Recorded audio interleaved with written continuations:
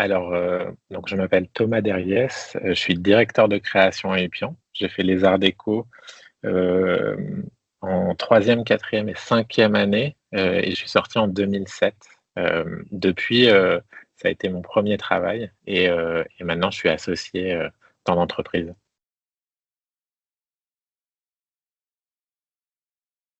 La pratique, elle s'inscrit toujours dans une économie et donc ce n'est pas de l'art, c'est pas de l'expression personnelle, mais il y a quand même des éléments, qui sont de l'ordre de l'expression, qui sont évidemment dans le travail. On peut parler de sensibilité, artistique.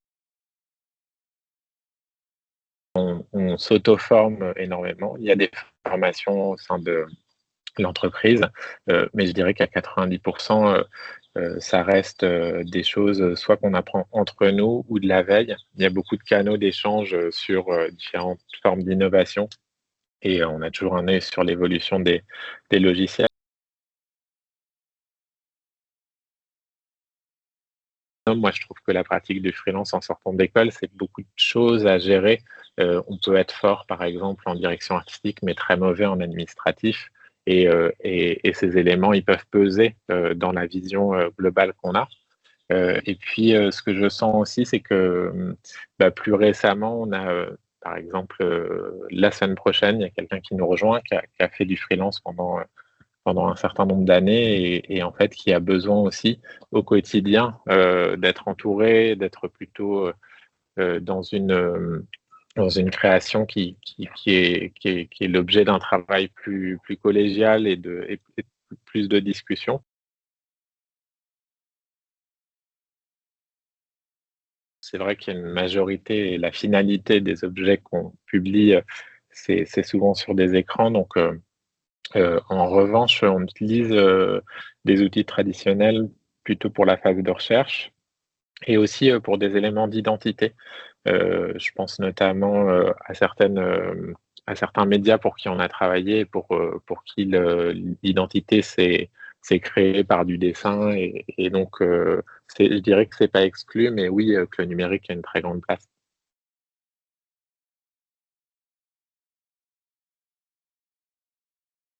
On a toutes les typologies de projets en termes de temps. C'est-à-dire qu'on peut avoir un projet pour dans une semaine ou un projet pour dans 3 ans.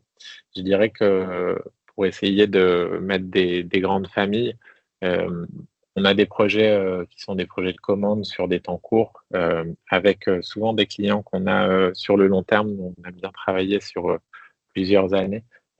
C'est des liens de confiance et là, en fait, ça va faire partie d'un cycle, de production. On va avoir, un petit site internet à faire ou une vidéo, une publication sur les réseaux sociaux, par exemple. Ça peut être 1, 2 semaines, un mois. Ensuite, on a des projets, plus, je dirais de moyen terme. Par exemple, on peut travailler sur des refontes de sites, qui vont, s'étaler sur, entre 3 et 6 mois et puis après on a des projets de production, sur lesquels, on travaille avec des auteurs. Donc il y a une phase qu'on appelle de développement, donc d'écriture, puis ensuite une phase de production et là ça peut être des projets qui prennent entre 3 et 5 ans, par exemple.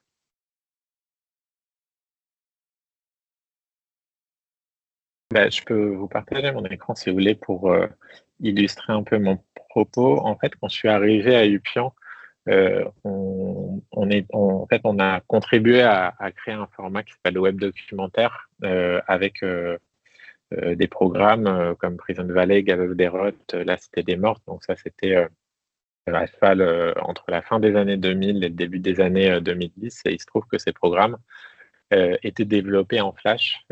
En fait, c'est des programmes qui ont été vus par des millions de personnes et qui ont eu un impact, et qui ont, disparu, quand, Adobe et les navigateurs ont décidé que Flash, n'était plus, viable comme solution techno.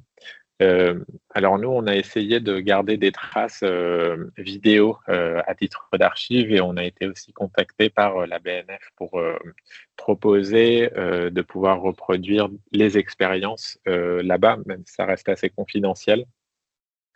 Alors, je dirais que nous, on l'a subi aussi, c'est-à-dire que ça nous a un peu attristé de voir, des créations qui sont en fait pas si vieilles, devoir, disparaître et puis, en fait, naturellement, une de nos réponses, ça a été quand même plutôt de se tourner vers des formats dont on sait qu'ils auront une plus grande, durée de vie et donc aujourd'hui, on fait, plus de vidéos.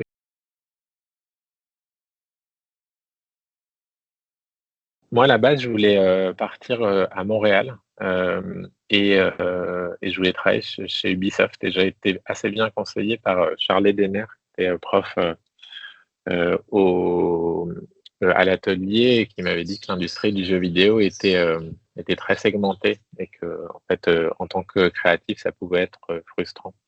Et à cette époque, Upian avait sorti un programme qui s'appelle, Thanatorama et donc c'est une expérience dont vous êtes le héros mort, une expérience sur Flash et il se trouve que moi j'avais fait, mon diplôme sur cette thématique, donc j'étais venu le présenter et puis c'est allé assez vite. J'ai trouvé quand même, il y a eu une petite, phase de flottement, mais j'ai pu commencer à travailler, assez rapidement.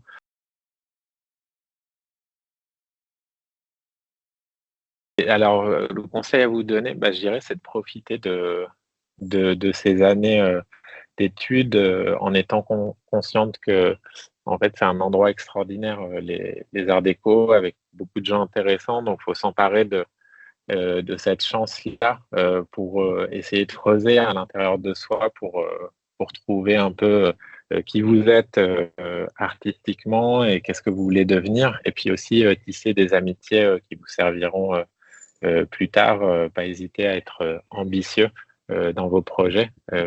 En tout cas, moi, c'est un endroit que qui a complètement transformé, ma vie et donc, faut saisir, cette chance.